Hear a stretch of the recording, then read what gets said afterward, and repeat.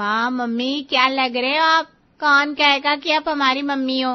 मैं कहता हूँ ये तुम्हारी मम्मी है बस। पापा आप तो अभी बूढ़े हो गए, लेकिन मम्मी वैसी की वैसी ही है। इतना परफेक्ट फिगर, परफेक्ट बॉडी, और उनका चेहरा देखो कितना चमक रहा है। अरे लिपा पोती करने से सब कुछ चमकता है। अरे इनको छोड़ तो नहीं आती, इनको पहले से ही तारीफ करना नहीं आता।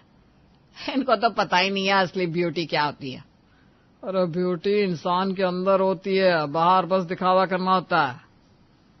ये बातें वही लोग करते हैं जो अच्छे नहीं दिखते हैं, लेकिन आजकल तो ये सब ही चल रहा है। लोग उसकी ज्यादा इज्जत करते हैं और उसको ही ज्यादा चाहते हैं जो अच्छा दिखता है, खुद को मेंटेन रखता है। हाँ, क्योंकि जो दिखने में अच्छे लगते हैं वही तो हर चीज में आगे होते हैं। ऐसा कुछ नहीं होता बेटा। मैं तेरी माँ से कम हूँ ब्यूटी में, लेकिन आज मैं एक सफल बिजनेसमैन हूँ। लोग मेरी इज्जत करते हैं, इसलिए नहीं कि मेरी पत्नी खूबसूरत है, लेकिन क्योंकि मुझ में टैलेंट है। मर्दों की बात अलग होती है, आप नहीं समझेंगे। मैं तुम्हें समझा भी नहीं सकता हूँ और समझ भी नहीं सकता हूँ, क्योंकि वो भगवान भी नहीं कर पाया भाग्यवान आज तक, मैं कैसे कर पाऊंगा। नियति बेटा तू जाकर तैयार हो जा। ये तैयार ही तो है, और कितना तैयार होगी। अरे नहीं नहीं, ये इतनी अच्छी नहीं लग रही है, जाकर दूसरी ड्रेस पहन ले बेटा। ठीक है मम्मी। अरे हम अंकुर के लिए लड़की देखने जा रहे हैं, नियति की शादी करवाने नहीं। उसे क्यों बार बार चेंज करवा रही हो। आपको ना पता ही नहीं है परफेक्ट दिखना कितना जरूरी है। नियति अच्छी नहीं लगेगी तो लड़की वाले क्या सोचेंगे कि उनकी बेटी हमारी बेटी से ज्यादा सुंदर है। लड़की वाले फिलहाल ये सोचेंगे कि हमें वक्त की कोई कीमत ही नहीं है, हम कितना लेट हो रहे हैं। अरे सुंदर लोग हर जगह लेट ही पहुंचते हैं, आपको पता नहीं है, चुप रहिए जरा। अरे पंकज जी वक्त के बड़े ही पाबंद है। हमारे बिजनेस की जब मीटिंग हुई थी ना, तो वो वक्त से पहले ही पहुंच गए थे। उन्हें अच्छा नहीं लगेगा अगर हम देर से पहुंचे तो। चलिए मैं तैयार हो गई हूँ। अब लग रही है ना मेरी बेटी राजकुमारी। अंकुर चलो बेटा, पहले से काफी देर हो गई है। जी पापा। चंदन अपने परिवार के साथ पंकज सेठी के घर पहुंचता है। उनका घर काफी बड़ा और सुंदर भी था। सीमा को देखते ही लगा कि ये लोग उसके स्टेटस के लायक हैं।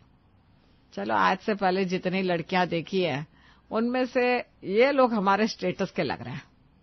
सेठी इंडस्ट्रीज का काफी नाम है, तुम आज कोई ऐसी वैसी बात मत कह देना, समझी। आपको क्या लगता है मैं कोई ऐसी वैसी बात कह दूंगी। अरे क्योंकि मुझे पता है ना तुम्हारी सोच कहाँ तक जा सकती है। अब यहीं खड़े खड़े बातें करते रहेंगे कि अंदर भी चलेंगे। हाँ चलो। चंदन और पंकज के बीच में काफी सारी बातें होती है। पंकज जी अंकुर से भी सवाल करते हैं। उन्हें अंकुर काफी पसंद आता है। जानवी ने सलवार सूट पहना था और उसमें काफी सुंदर लग रही थी, लेकिन हमारी सीमा और नियति को तो कुछ और ही बात खटक रही थी। जाओ जाओ अंकुर और जानवी, आप लोग आपस में बात कर लो, जाओ। जी। बाकी सब तो ठीक है, लड़की सुंदर भी है, लेकिन इसके गाल थोड़े मोटे नहीं लग रहे। हाँ मम्मी, आपने मेरे मन की बात छीन ली। दिखने में तो ये सूखी लकड़ी लगी पड़ी है, और गाल इतने मोटे कि सूट ही नहीं कर रहे इसके चेहरे पर। हाँ मुझे भी यही लग रहा है, कुछ ज्यादा ही पतली है और इसके गाल ना कुछ ज्यादा ही मोटे से हैं। तुम दोनों आपस में बात करना बंद करो, कैसा लग रहा है। उनके घर में आकर उनकी बेटी के लिए ऐसा बोल रहे हो। कितनी सुंदर है जानवी। आपको तो हर लड़की सुंदर ही दिखती है। सुंदर को सुंदर ही कहा जाता है। देखो तो सही, अंकुर भी कितना खुश होते हुए आ रहा है जानवी से बात करने के बाद। लगता है भैया को जानवी पसंद आ गई है। पागल, एक बार हमसे पूछ तो लेता कि हम क्या कह रहे हैं। देखो अब मुझे कोई तमाशा नहीं चाहिए। आज हम ये रिश्ता पक्का कर रहे हैं। आज से जानवी हमारे घर की बहू है। अरे मैं तो कहती हूँ हम कोई सोचना भी मत। इनका परिवार कितना अच्छा है, और जरा जानवी बिटिया को देखो कितनी अच्छी है। अरे मैंने कहा ना, उठो और सबको बधाई दो। सीमा और नियति के नाटक को चंदन ने बिल्कुल भी हवा नहीं दी। सीमा और नियति भी अंकुर और चंदन के फैसले को मना नहीं कर पाए, लेकिन इन दोनों के मन में मोटे गाल पतली बहू ये सब बातें जाने का नाम ही नहीं ले रही थी। पापा और भैया को पता नहीं क्या दिख गया जानवी में, जो दोनों ने एक बार भी सोचा नहीं और हाँ कह दी रिश्ते के लिए। हाँ लेकिन अब जानवी हमारे घर की बहू बन ही गई है तो क्या कर सकते हैं। हाँ, शादी के बाद हम जानवी भाभी को अच्छे से समझा देंगे कि वो क्या ऐसा करे कि थोड़ी मोटी लगे और गाल उनकी थोड़े से अंदर चले जाए। अरे शादी के बाद तो ठीक है नियति, लेकिन मुझे तो डर लग रहा है कहीं शादी में हमारा मजाक न बन जाए कि देखो कैसी बहू पसंद करके लाए। हाँ मम्मी, मेरी भी ना सारी सहेलियां आने वाली है भैया की शादी में। वो सब मेरी होने वाली भाभी को देखकर क्या सोचेंगी। एक काम कर, तू जरा जानवी को फोन लगा, मैं उससे बात करती हूँ। अभी लगाती हूँ। हाँ जानवी। जी प्रणाम मम्मी जी। हाँ प्रणाम प्रणाम। मैंने सोचा अपनी होने वाली बहू से बात कर लेती हूँ जरा। जी मम्मी जी कहिए ना। अब बेटा मैं क्या कह रही थी, देखो शादी का लहंगा है ना, तो वो जरा भारी सा लेना, क्योंकि तुम ना थोड़ी सी पतली हो और लहंगा हल्का लोगी तो और पतली लगोगी, इसलिए जरा सोच समझ कर लेना, ठीक है। और सुनो, जो तुम्हारा मेकअप करेगी ना उससे कहना कि तुम्हारे गाल थोड़े पतले लगे, इस तरह से तुम्हारा मेकअप करे। बड़े बड़े गाल जरा सा अजीब लगता है। जी माँ जी, मैं इस बात का ध्यान रखूंगी। देखो बेटा, मेरी किसी बात का बुरा मत मानना। हाँ, मैं तो बस इसलिए कह रही हूँ कि शादी में लोग कहीं तुम्हें देखकर कुछ बोल ना दे। जी मम्मी जी, मैं इस बात का ध्यान रखूंगी, कोई बात नहीं। आप मेरे भले के लिए ही कह रही हैं। कितनी समझदार है मेरी बहू, जीतती रहो। हाँ, कोई बात, अगर आप किसी के भले के लिए कह रहे हो तो एक बार कहना भी काफी होता है, लेकिन जब वही चीज बार बार लगातार एक इंसान से कही जाए तो इंसान उसे अपनी कमजोरी समझने लगता है। क्या हुआ, इतनी देर से देख रहा हूँ, कब से आईने में देख रही हो? तैयार तो हो गई हो फिर भी। मैं अच्छी लग रही हूँ ना? अरे अच्छी, बहुत अच्छी लग रही हो जानवी। आज तुम क्यों बार बार पूछ रही हो? नहीं ऐसे, ये साड़ी मुझ पर अच्छी लग रही है ना, कहीं इसमें मैं ज्यादा पतली तो नहीं लग रही? आज मेरे मुंह दिखाई है ना, सब लोग आने वाले हैं। अरे बहुत अच्छी लग रही हो सच में, ये साड़ी तुम पर खिल रही है। ठीक है फिर चलते हैं, सब लोग नीचे आ गए होंगे ना? हाँ चलो। जानवी का चेहरा खिल गया था जब अंकुर ने उसकी तारीफ की थी।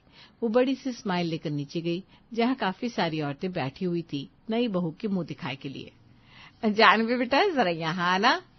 जी मम्मी जी। बहू ये क्या पहन लिया है तुमने? जी ये साड़ी अच्छी नहीं लग रही? अरे साड़ी तो बहुत अच्छी है, लेकिन तुम पर अच्छी नहीं लग रही है। कितनी दुबली पतली लग रही हो तुम। और ये कान में जो झुमके पहना है वो तो तुम्हारे गालों से भी छोटे हैं, अजीब सी लग रही हो बड़ी। भाभी आपको भरे भरे कपड़े पहनने चाहिए, जिससे आप थोड़ी भरी सी लगे। यहाँ तो आप माचिस की तीली लग रही हैं बिल्कुल। आपको समझ में नहीं आ रहा था तो मुझसे पूछ लेती। मैंने अंकुर जी से पूछा था, उन्होंने कहा मैं अच्छी लग रही हूँ। अरे अंकुर को कहाँ कुछ पता चलता है, लेकिन यहाँ जो औरतें आई है उन्हें तो तुम अजीब ही दिखोगी। तो अब मैं क्या करूँ, कपड़े बदल कर आऊं? अरे इस वक्त अब कपड़े बदलने जाओगी तो देर हो जाएगी। छोड़ो, बैठ जाओ, ऐसे मुंह दिखाई की रस्म है, बैठो।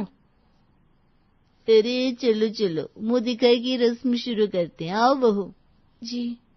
बड़ी ही सुंदर बहू पसंद की है सीमा तूने, कितनी प्यारी है। इसके गाल तो सबसे ज्यादा प्यारे हैं। देखा, मैंने कहा था ना, सब लोग यही कहेंगे तुम्हारे गाल बड़े प्यारे हैं। जानवी का चेहरा कुछ देर पहले जो फूल की तरह खिला हुआ था वो अब बिल्कुल ही मुरझा गया था। उसे आज तक अपने मोटे गालों पर कभी ध्यान ही नहीं दिया था, लेकिन अब क्योंकि उसकी सास और ननद बार बार इस बात का जिक्र करते थे तो वो खुद को कम समझने लगती है। क्या हुआ, कब से क्या देखे जा रही हो फोन में? मैं ना फेस को स्लिम करने की दवाई देख रही थी बस। क्या? लेकिन क्यों? तुम्हें पता है तुम्हारे ये गाल कितने क्यूट है, दवाई क्यों लेनी है? लेकिन मैं कितनी पतली सी हूँ और मेरे गाल इतने मोटे, अजीब लगता है ना मुझ पर। अरे ये क्या सोच रही हो तुम, कुछ अजीब नहीं है जानवी। तुम्हारे जैसा फिगर पाने के लिए लड़कियां मरती है, पतली होना चाहती है, और तुम मुझे ऐसा सोच रही हो? तुम जैसी हो मुझे बहुत पसंद हो, सच में। मैं जानती हूँ आप मुझे पसंद करते हैं तभी ऐसा कह रहे हैं, लेकिन बाकी सबको तो ऐसा नहीं लगता ना। बाकी सबके बारे में सोचना छोड़ दो और लाइट बंद करके सो जाओ। अंकुर के समझाने पर जानवी के चेहरे पर खुशी तो आ जाती थी, लेकिन सीमा और नियति के बार बार एक ही बात पर जोर डालने से उसका आत्मविश्वास अब कम सा हो गया था। माँ ये झुमके देखो तो कितने सुंदर है ना। अरे तुझ पर तो हर चीज सुंदर लगती है नियति, तो है ही इतनी प्यारी। अरे जानवी बहू, आओ आओ, तुम भी झुमके देखो, देखो तुम्हें कौन से पसंद है। नहीं पापा जी, मुझ पर ना झुमके अच्छी नहीं लगती, शायद मेरे गाल बड़े हैं ना। क्या? नहीं नहीं जानवी बहू, ऐसा कुछ नहीं है बेटा, तुम बहुत सुंदर और प्यारी लगती हो। बताओ तुम्हें कौन से झुमके चाहिए? अरे पापा भाभी ठीक ही तो कह रही है, उनके फेस पे झुमके अच्छे नहीं लगते, आप रहने दीजिए, ये सारी मैं रख लेती हूँ। अरे नहीं, मैं तुम दोनों के लिए लेकर आया हूँ झुमके, इसलिए दोनों ही रखोगी। जानवी बहू, तुम ये वाले ले लो, तुम पर काफी सूट करेंगे। अरे ये वाले नियति पर ज्यादा अच्छे लगेंगे। अरे भाई साहब, मैंने सुना है आप बाहर गए थे और झुमके लाए हैं, जरा हमें भी दिखाइए। अरे बहन जी, मैं तो बस यूं ही बच्चों के लिए थोड़ी बहुत शॉपिंग करके लाया हूँ। अरे नियति, तेरे झुमके से ज्यादा तो लंबी तेरी नाक लग रही है है ना? चुप कर कावेरी, कुछ भी मत बोल। कहाँ लंबी है इसकी नाक? अरे हमारे मोहल्ले में मैंने इससे लंबी नाक नहीं देखी है, तो सही लंबी तेरी नाक नियति। हाँ आंटी जी, आप सही कह रही हैं, नियति की नाक बाकी लड़कियों से काफी लंबी है, झुमके भी कम लंबे लग रहे हैं इसके सामने। मम्मी, मैं आईने में देख कर आती हूँ। अरे सुन तो नियति, जब तक आप दूसरों को झाल में गिरा रहे थे तब तक गेम में मजा आता है, लेकिन जब आपकी बारी आती है गिरने की तब वही मजा आपको दर्द देने लगता है। अब गेम की बारी पलट चुकी थी, अब जानवी की बारी थी। अरे नियति, ये क्या बांध रखा है तूने नाक पर? मैंने देखा है कि इससे ना नाक अंदर चली जाती है, मेरा फेस अजीब सा लगता है इस नाक के साथ मम्मी। अरे बेटा, इन सब से कुछ नहीं होता, और तेरी नाक बिल्कुल ठीक है, किसी के कहने से कुछ नहीं होता। हाँ नियति, मम्मी जी सच कह रही हैं। ठीक है, अगर तुम्हारी नाक थोड़ी लंबी है भी तो अब तुम इसमें क्या कर सकती हो, ये सारे नुस्खे काम नहीं आते। अब तुम्हारी नाक का तो कुछ नहीं हो सकता भाई। मतलब मुझे हमेशा इस बड़ी नाक के साथ रहना होगा? अरे कोई बात नहीं, तुम इतनी बुरी नहीं लग रही हो। मुझे पता है आप सभी मेरा मन रखने के लिए कह रहे हो। मम्मी, मेरी शादी कैसे होगी इस लंबी नाक के साथ? सब लोग मुझे सुपर्णखा कहेंगे ना? ऐसा कुछ नहीं है नियति, तू इतना सोचा मत कर। जैसा डर पहले जानवी के मन में सीमा और नियति ने पैदा कर दिया था, अब उसी डर के साथ नियति भी जूझ रही थी। उसका आत्मविश्वास खुद से धीरे धीरे कम हो रहा था। अरे नियति, आज तुझे लड़के वाले देखने आ रहे हैं, ये क्या रुमाल बांध कर बैठी है नाक पर? रुमाल नहीं है, ये नाक अंदर करने का मास्क है। अब देखना शाम तक कैसे मेरी नाक अंदर चली जाती है। अरे तेरी नाक बिल्कुल ठीक है, ये सब कुछ पागल बनाने के लिए करते हैं लोग, इससे कुछ नहीं होता। तू इतनी पढ़ी लिखी होकर ये सोच रही है? मम्मी, अगर लड़के वालों को मैं पसंद नहीं आई तो? अरे तू इतनी सुंदर है, पढ़ी लिखी है, सब कुछ आता है तुझे, खुद को कम क्यों समझ रही है? नहीं माँ, मेरी नाक बाकी लड़कियों से काफी लंबी है। लड़के वालों को मैं पसंद नहीं आई या उन्हें अजीब लगी तो ये सब छोड़ और अच्छे से तैयार हो जा। शाम को लड़के वाले नियति को देखने आ गए थे, लेकिन नियति कमरे से निकलने को तैयार ही नहीं थी और बाहर सब लोग उसका इंतजार कर रहे थे। बेटा, सब लोग बाहर तेरा इंतजार कर रहे हैं, चल बेटा। नहीं मम्मी, मुझे नहीं चलना, मुझे डर लग रहा है, मेरी नाक की वजह से सब लोग मुझे अजीब कहेंगे। मुझे भी ऐसा ही डर लगता था कुछ दिनों पहले, जब आप दोनों मुझे पतली और मोटे गाल वाली कहते थे, लेकिन फिर मैंने समझा कि खुद से प्यार करना कितना जरूरी है। आजकल लोग बॉडी शेमिंग के नाम पर न जाने क्या क्या कहने लग जाते हैं। ये काली है, ये गोरी है, ये पतली है, ये मोटी है, इसकी लंबाई कम है, ये तो ऊंट लग रही है, इसकी नाक टेढ़ी है, इसके कान बड़े हैं।